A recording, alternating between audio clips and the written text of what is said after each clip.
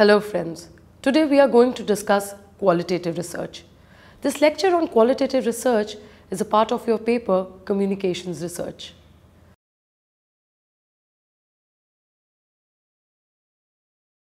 Before starting our research journey, we need to know what approach to take to communications research. What should we study? How should we study it? These are the questions that an approach provides a framework for. As Potter, 1996, observes in his book, An Analysis of Thinking and Research about Qualitative Methods. An approach is composed of a set of assumptions, goals, and methods. This approach or paradigm provides a framework within which research is conducted. According to Wimmer and Dominic, 2011, a paradigm is an accepted set of theories, procedures, and assumptions about how researchers look at the world. As researchers, we need to therefore choose a set of assumptions, goals, and methods which will guide all our decisions and actions while doing a research study. In this module, we examine the qualitative approach to communications research. So let us first examine the philosophical foundations of learning about the key features of the qualitative approach in the next section. Philosophical foundations. In order to choose an approach, taking our cue from Potter, 1996, we begin with two important questions that will have a bearing on all the decisions that we make in the course of the research process. These fundamental questions are: is there a reality out there? How will we know it when we experience it? Let us take a moment to consider these philosophical questions which form the basis of all our research activity.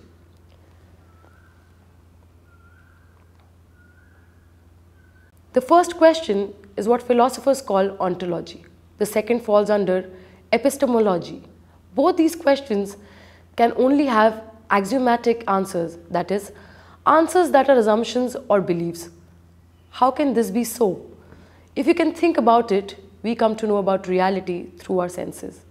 As many of you may have realized by now, our senses are very limited. So we have no way of knowing if there is a reality beyond what we perceive through our rather limited senses. Thus, we are forced to rely on belief and respond. Yes, we believe there is a reality out there, or no, we do not believe there is a reality out there. Depending on which response we believe to this question of ontology, our approach to research will differ. Similarly, our response to question of epistemology determines what we believe to be evidence of reality, and the answer to this question determines what we are willing to accept as evidence, that is, as data in our research studies. Wimmer and Dominic, 2011, simplify the question of ontology by asking, if a tree falls in the forest and there is no one there to hear it, does it make any noise?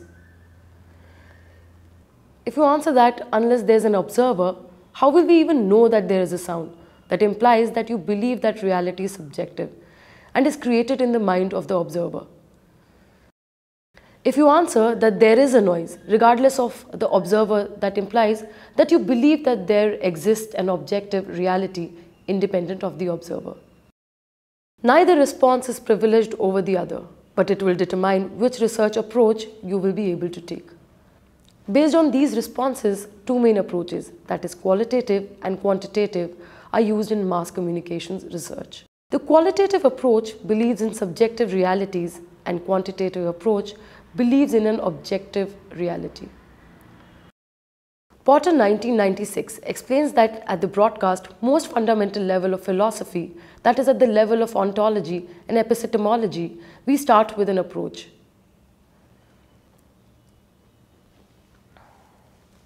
At the next level, we move to a methodology which gives the researcher a strategy for how to proceed, working like a bridge between the axiomatic beliefs and the actual methods that are used.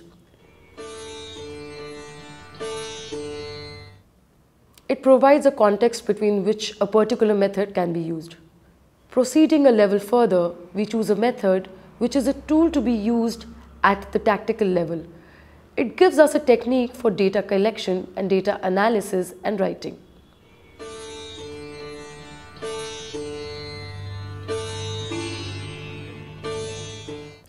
As Tushman 1991 reminds us, the method one should choose when approaching any topic, including news, depends upon the question one wants to answer.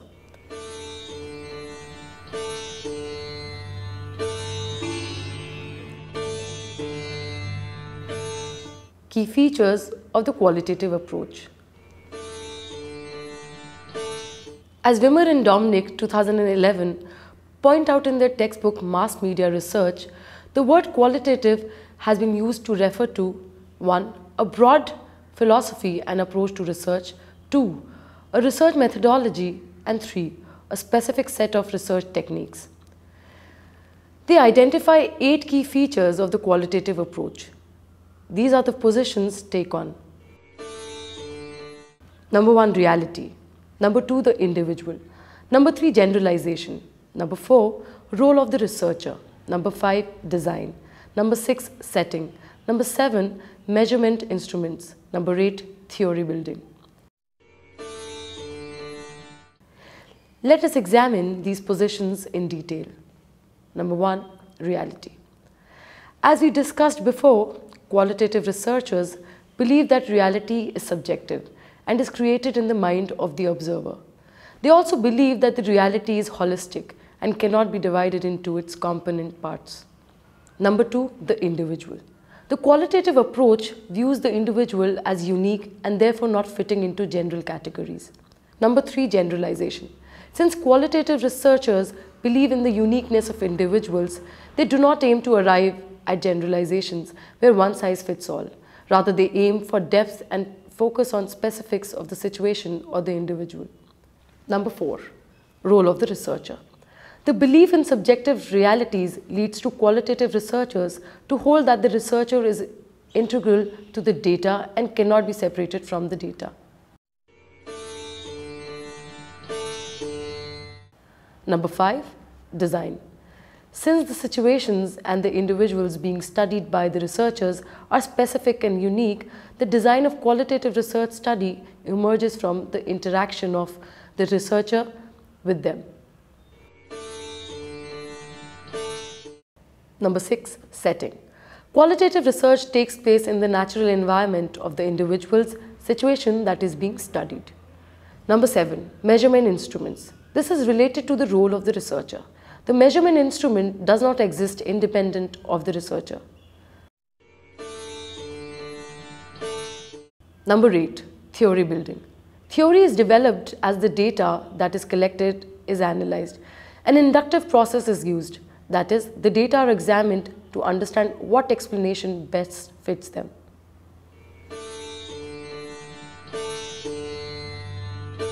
Verstehen.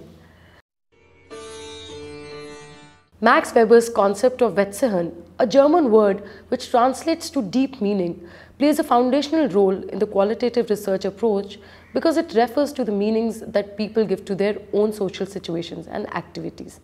Jankowski and Jensen, 1991.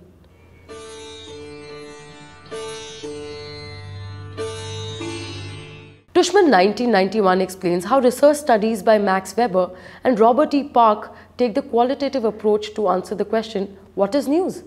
And reveal that news goes beyond mere information and is intimately connected with politics. It is also responsible for building social cohesion, an understanding that could not have been revealed through any other research approach.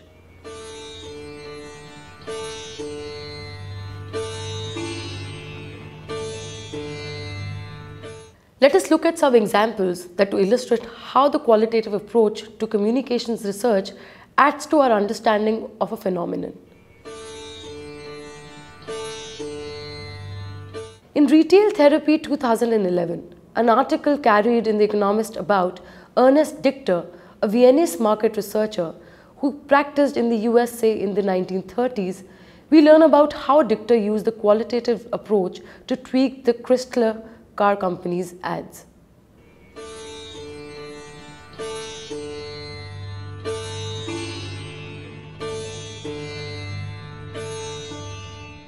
Chrysler had been advertising its Plymouth range of cars as being different from any one you have tried. A psychologist Dichter revealed through his intensive interviews that these ads created fear in viewers, who associated familiarity with safety when it came to cars. This insight led Dichter and the Chrysler team to come up with ads that advertised the Plymouth range as being quick to make you feel at home, which were then successful in persuading car buyers. We can see how the qualitative approach, with its emphasis on meaning making, helps to understand phenomena.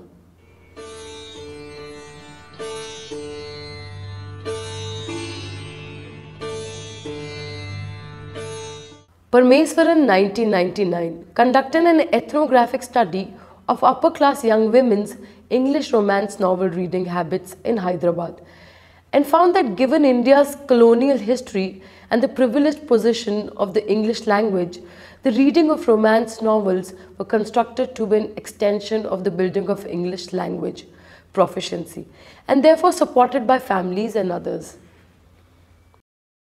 In the above two examples, we find that certain qualitative methodologies have been used and have led to certain understandings which have increased our knowledge of the media and media users.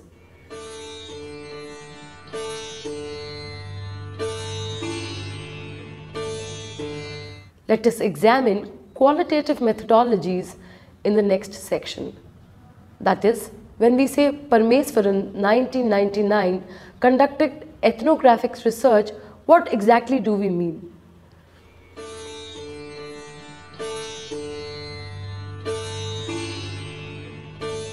Qualitative methodologies. The 7 main qualitative methodologies that are used in media research are ethnography, ethno-methodology, deception studies, ecological psychology, symbolic interactionism, cultural studies, and textual analysis. Porter 1996.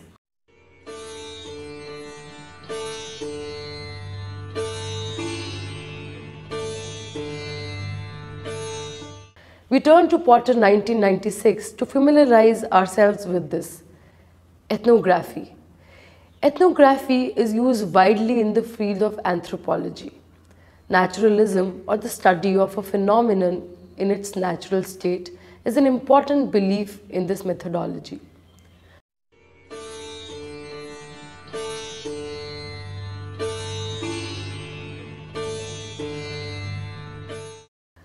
The researcher aims to understand the construction of meaning among the members of the community being studied.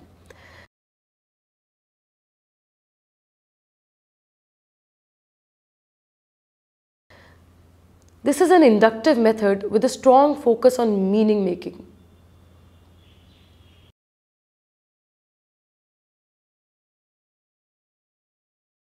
This can be done at a holistic macro level as a macro ethnography, which aims to understand the larger culture of the community, or at a micro level in which certain behaviors or parts of a culture are chosen for study and called microethnography.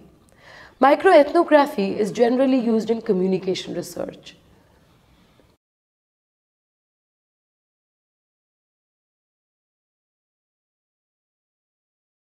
The main methods used are field observation and interview, which we will examine closely in the next section, which focuses on methods used in qualitative research. Thus, when Parmeswaran says that she conducted an ethnography, we understand that she identified a community of English language romance novels readers and observed and interviewed them in their natural setting at their homes and their colleges in Hyderabad, and focused on the meanings that they gave to their reading of these novels. Ethnomethodology. This methodology comes to us from sociology and focuses on how people make meaning.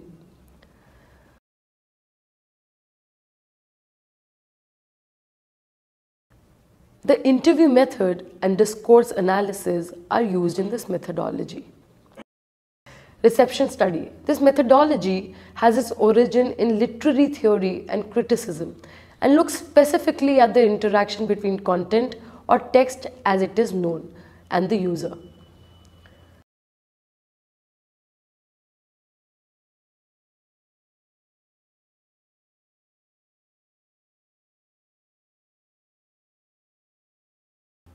Stuart Hall, the cultural theorist, stressed that television programs are open text which can be read indifferently by different viewers. That is, the same text can have dominant readings, negotiated readings, and oppositional readings.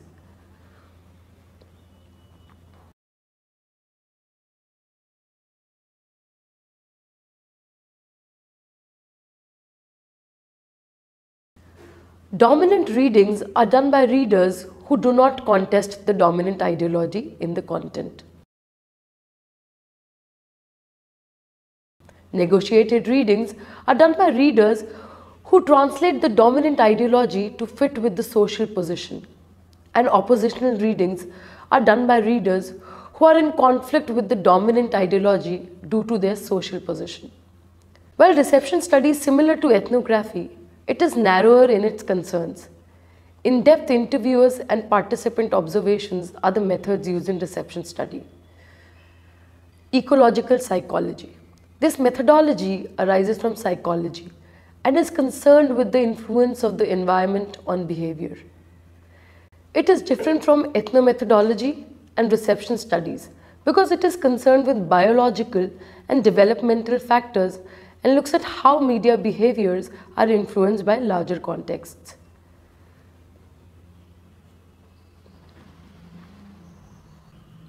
Direct observation method, which examines subjective features of people and the environment, is used in ecological psychology.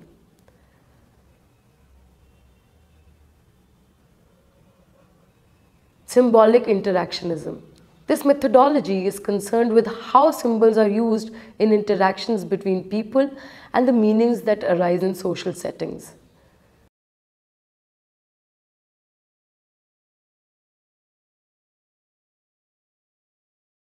This methodology holds that meanings that are ascribed by people influence their behavior. These meanings arise from social interaction and the use of symbols, and that these meanings are modified through social interactions. Participant observation, semiotics, and ethnographic case study methods are used in symbolic interactionism. Cultural studies. Cultural criticism, hegemony, and semiology are the basic components of this methodology, which has its roots in structuralism, semiology, French social and psychoanalytical theory.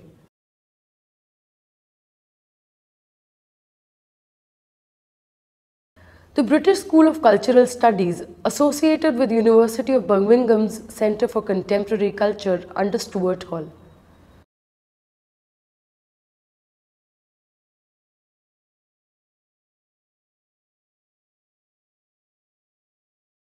Textual analysis. This methodology originated in literary criticism and structuralist linguistics and aims to gain a literary understanding of texts and how they influence culture.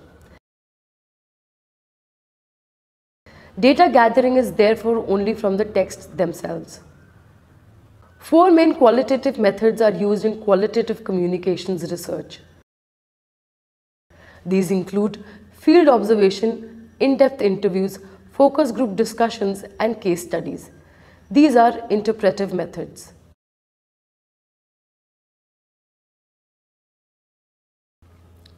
We return to Wimmer and Dominic, 2011, for an introduction to these methods, which we will return to in greater detail in later modules. Description and explanation are at the heart of all these qualitative methods.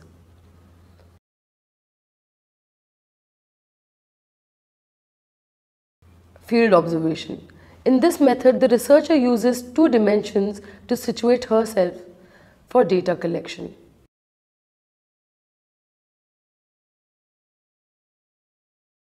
One, participation. Whether the researcher participates or is merely an observer. And 2, concealment. Whether the observation is conducted overtly or covertly. Thus, 4 possible positions arise: covert participant, covert observer, overt participant, and overt observer.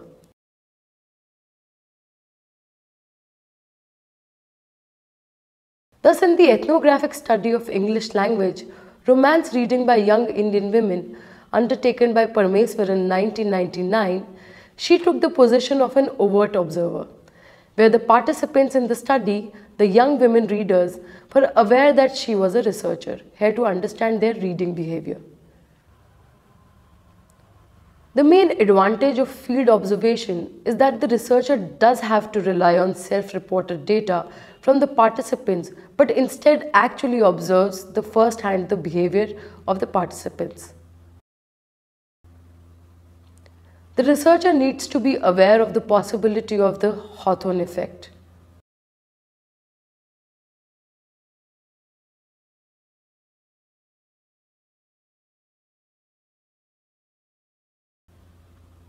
In-depth interviews.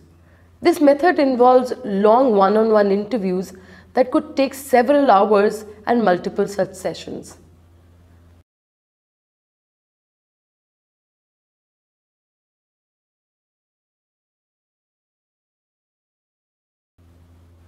The rapport established between the interviewer and the participant is the key to collecting rich data using this method. Since the interviewer ends up spending a long time with the participant, care needs to be taken that the interviewer does not influence the participant. Example, through non-verbal gestures, etc., which might affect the responses.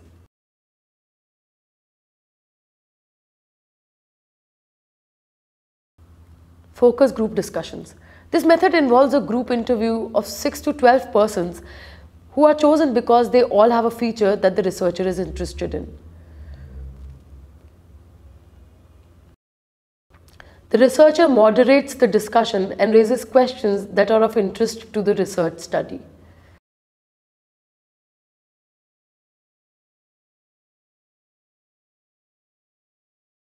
These questions are predetermined, but the moderator has the flexibility to modify them and explore new directions. Focus groups are popular in market research as well because they take less time than other qualitative methods, both in data collection and analysis. As in all qualitative methods, the skill of the moderator plays a very important role in collecting rich data that illuminates the research question. Care is to be taken to ensure that conversation is not dominated by a self-appointed leader, that is, a participant who takes over the conversation and presumes to speak for the other participants. Also, as in an in-depth interview, the moderator must be careful to not influence the participants' responses. Case studies. In this method, multiple sources of data such as documents, interviews, direct observations, and many others are used to understand a particular case.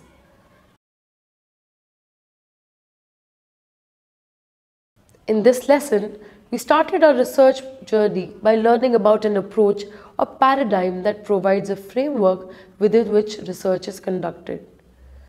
We examined the philosophical foundations of ontology and epistemology by asking, is there reality out there? How will we know it when we experience it? And our responses to these questions determined the approach that we could take to research. Once we determine our approach, we proceed to a methodology which gives the researcher a strategy for how to proceed, working like a bridge between the axiomatic beliefs and the actual methods that are used in, and then choose a method. We focused on the qualitative approach here and examined its key features relating to 1. Reality, 2. The individual, 3. Generalization, 4. Role of the researcher, 5. Design, 6. Setting, 7. Measurement instruments, and 8. Theory building.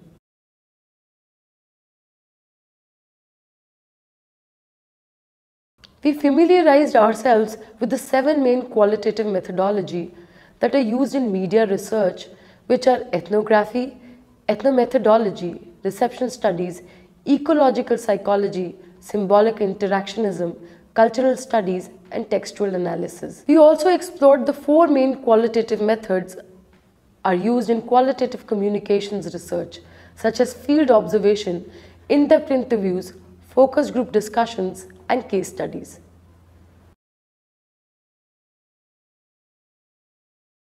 Do attempt the question in the self-evaluation quadrant. For further reading suggestions, please do the third quadrant. Thank you.